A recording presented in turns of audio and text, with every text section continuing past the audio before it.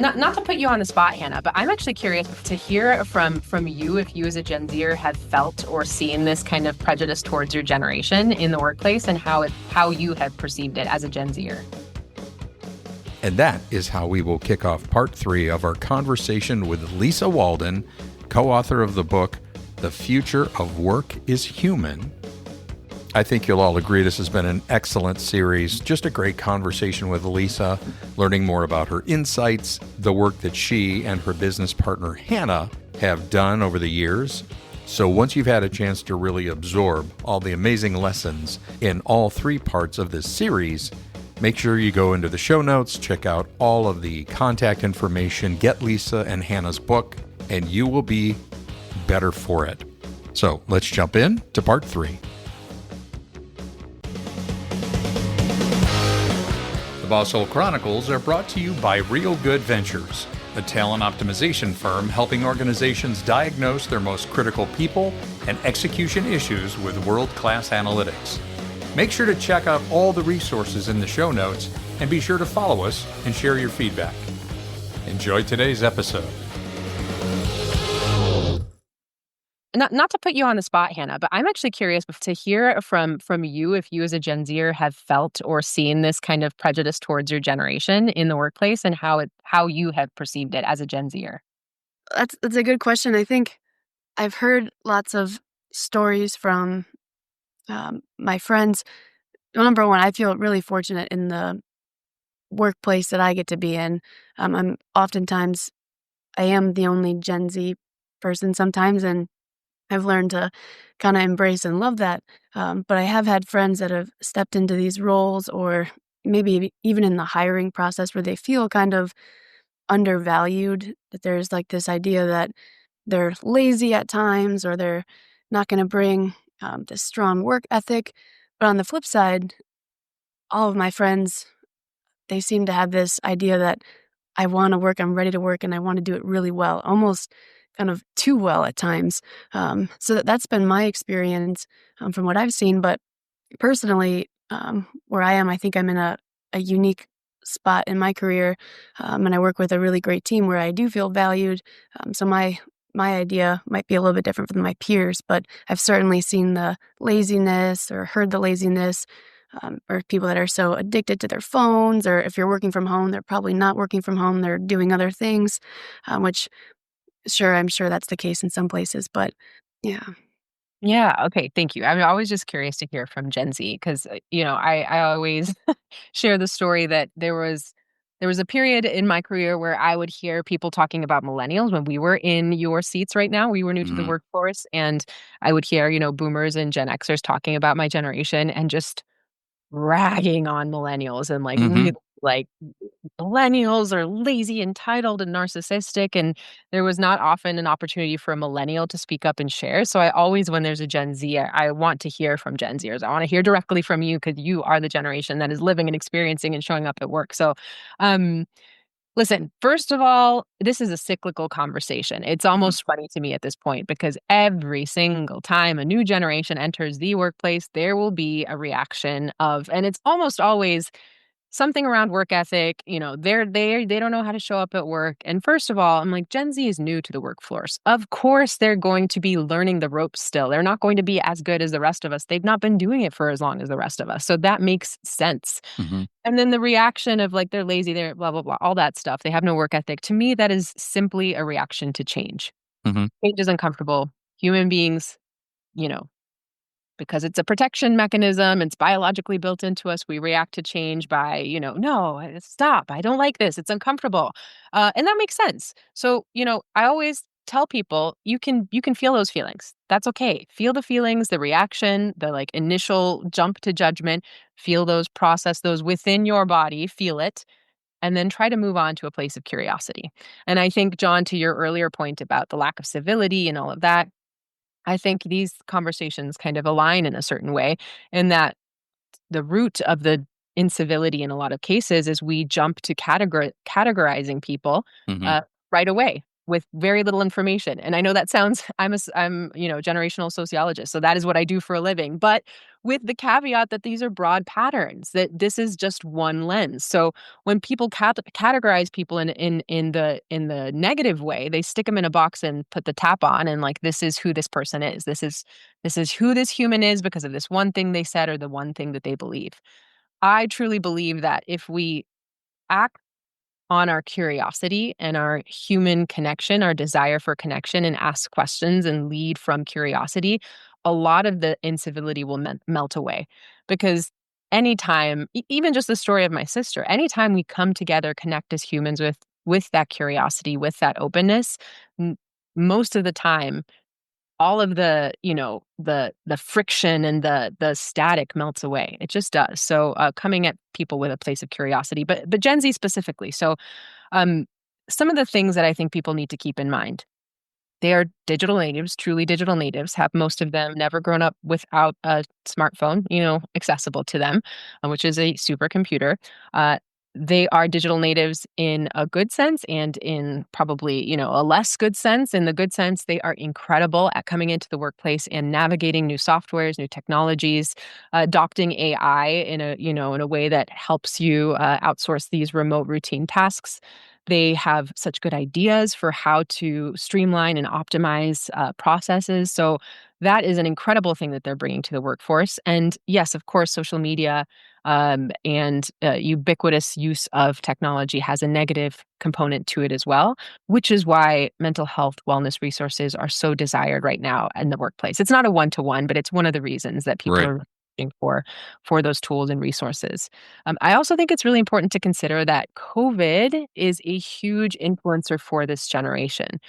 We don't have time to get too in depth on this, but the way that we approach generations is looking at the events and conditions that happen during each generation's formative years, roughly being teenage years up to 23. But the things that happen in that time period really shape the way that they see the world. Gen Z experienced COVID in their Yeah. formative, and Yeah. the impact cannot be understated in so many different ways in education, falling behind in social skills, things that were taken away from them that they'll never get back. I will never forget, I did a presentation on generations, and I always like to ask Gen Zers to come give me feedback afterwards. And one did, and he said, "Lisa, a lot of what you said was right, and I want to add a little bit to what you said." So for me, I planned my whole life. Didn't want to be like those dumb millennials that got a ton of, debt at a fancy out-of-state college and, like me, Lisa Walden, who got a degree in comparative religion instead of something that actually get me a career. So he Right. was like, I planned my whole life. I was so smart about what I did. I had my career lined up for me. And then 2020 came and everything that I had planned just went out the window. Mhm. Nothing played out the way that I thought it would. My younger peers, they didn't get to walk at their high school graduations, they didn't get to go to prom, they didn't get any of those milestone moments that the rest of us get, and they just have to live like that. That's just forever their lives, and people have moved on, but they will carry that forever, and there's this anger, there's this almost rage that, why did this have to be our lot? Why did we get this? And for me, this fellow that came and talked to me, he said, my takeaway from that is you never know what's coming down the pike. You don't know what's coming in 5, 6, 7 years. So when leaders say to me, you have to buckle in, work hard, pay your dues right now, so you can, get to positions of leadership and enjoy the fruits of your labor 10, 15 years down the road, I sort of ask myself, really? Like, Y is that a guarantee? Is that a true guarantee that I can rely on? Because that is what I did, and it was swept completely away from under me. Yep. So now I'm living for me right now. I live for enjoyment right now. I will do my work and I will do it well, but I'm not going to go above and beyond necessarily Right. unless I'm paid for that. I'm not going to, give my everything to my career because I know that I have to live now. Nothing is guaranteed. I saw death, I saw grief, I saw tragedy, and I saw my life turned upside down. So for me, it's important to live right now. Mhm. And I don't think that's necessarily or inherently a bad thing. I think every generation that joins the workplace ushers in a new way of thinking And some things need to be trained, right? We'll need to train them on some of the soft skills. I've already heard Gen Zers say, I just feel so awkward in social interactions because I didn't have a chance to practice that over 2 to 3 years in the pandemic. So certainly some things need to be trained, and managers need to understand what those things are to really get them to kind of be where they need them to be in the workplace. And some things they will teach us.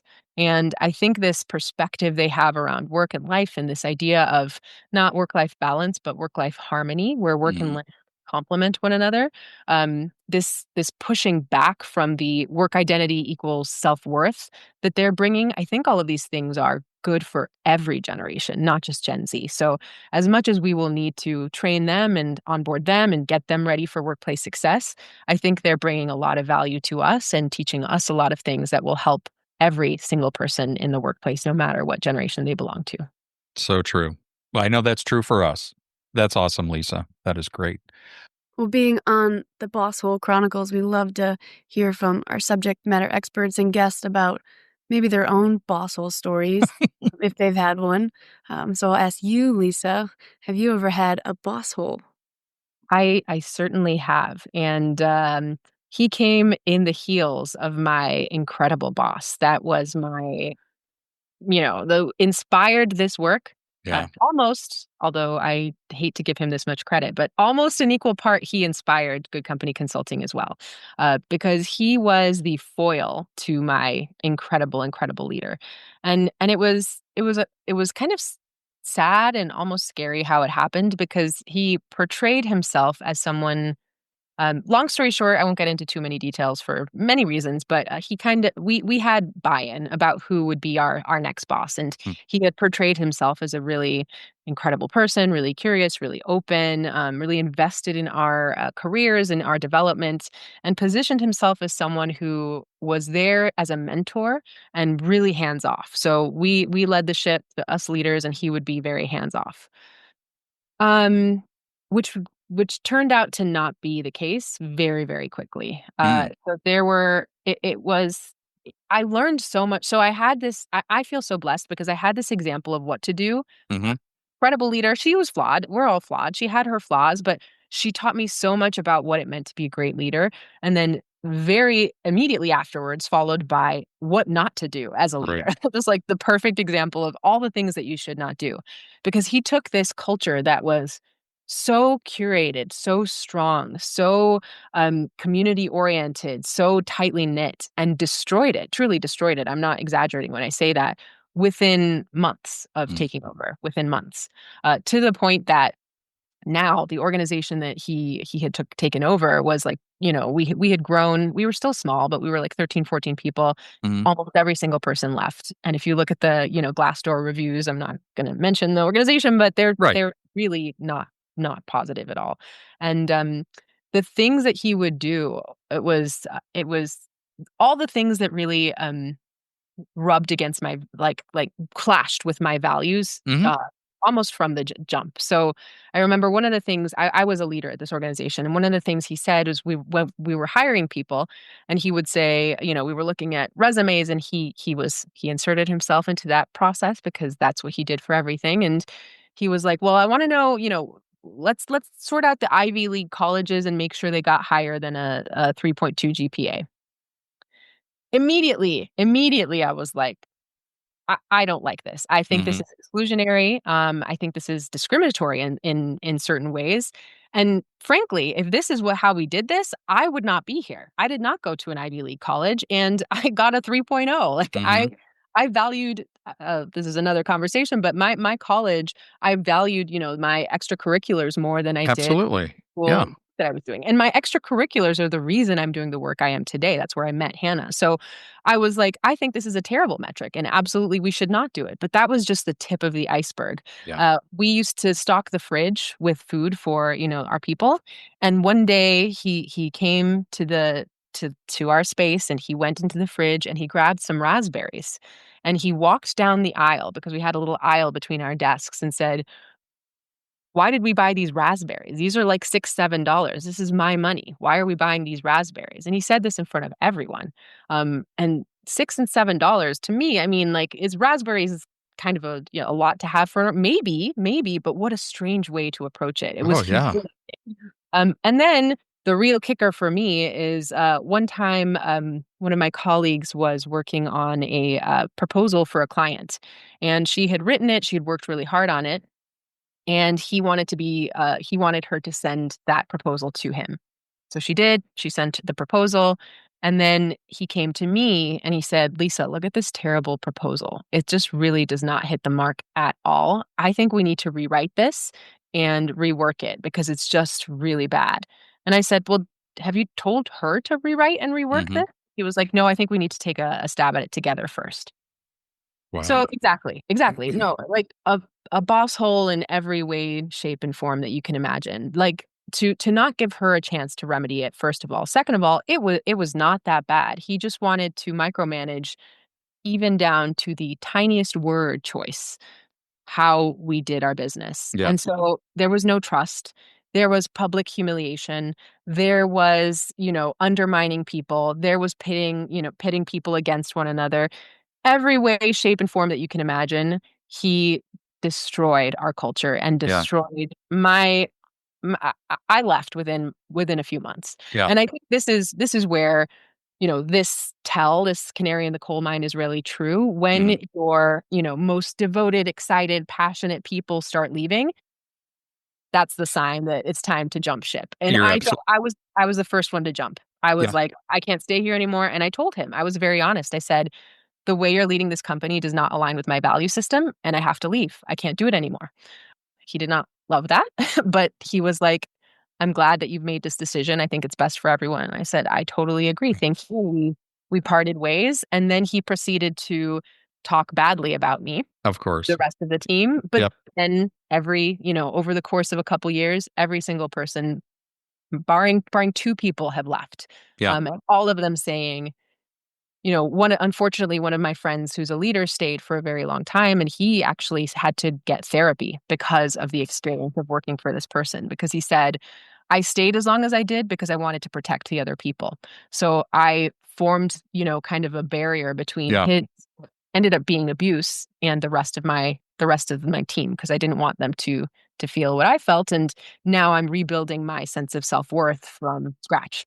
So that's a very extreme example, but yes, I have Uh, certainly experienced a boss hole.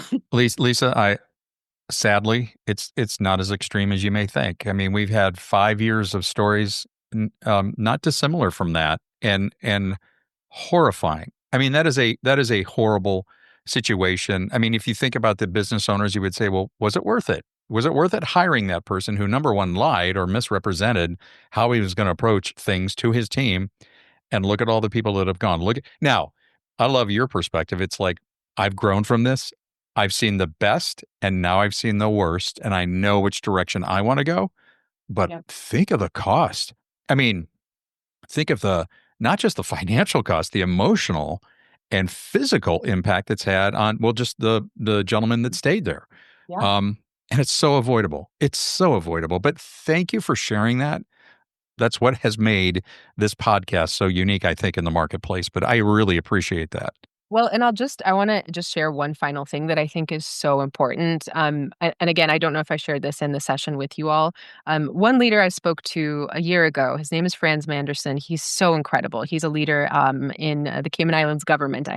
Was very blessed to be able to do an event, a couple events actually down there. Okay. And he said this one thing to me so thank you, if you're listening, Franz, thank you for this, because I have used it in just about every leadership presentation I've done, because I think it's so such a great compass and such a great nugget of wisdom. And he said, when I show up as a leader, when I show up with my people, I always think about, how will I feature in their life story? And Mm, I think that is so incredible, because even just my two examples, think about, my leader, who was an awesome person who I tell this story with so much joy and gratitude, versus my boss hole leader. yeah. And how do you listeners want to feature in your people's life stories? And I think that is such a beautiful way to put it, and gets back to my point of, I think this is a humanistic thing more than anything. We are human beings. We connect. We tell stories about each other and for one another. And how do you want to feature in their life story? I just think it's so wise. Well, speaking of stories, go get the book. The Future of Work is Human. It's in the show notes. Lisa, thank you so much. Hannah, I'm just so glad you and I got a chance to experience Lisa's presentation, and now the Boss Hole Transformation Nation is going to get to experience her too. Yes, thank you, Lisa, and thank you for sharing your message in this book. For someone that's new in their career and entering the workforce, this is so simple, but it's so powerful, and it hits so home when it comes to humanity. And we're messy as humans, but we're beautiful too, and this is an example of that. So thank you for the work you've done. Wow, that means so much to me. Thank you so, so much. Mhm. All right, and we will see you next time on the Boss Hole Chronicles. Thanks very much for checking out this episode of the Boss Hole Chronicles. It was so good to have you here. And if you have your own Boss Hole story that you want to share with the Boss Hole Transformation Nation, just reach out. You can email us at mystory@thebossholechronicles.com. Again, mystory@thebossholechronicles.com. We'll see you next time.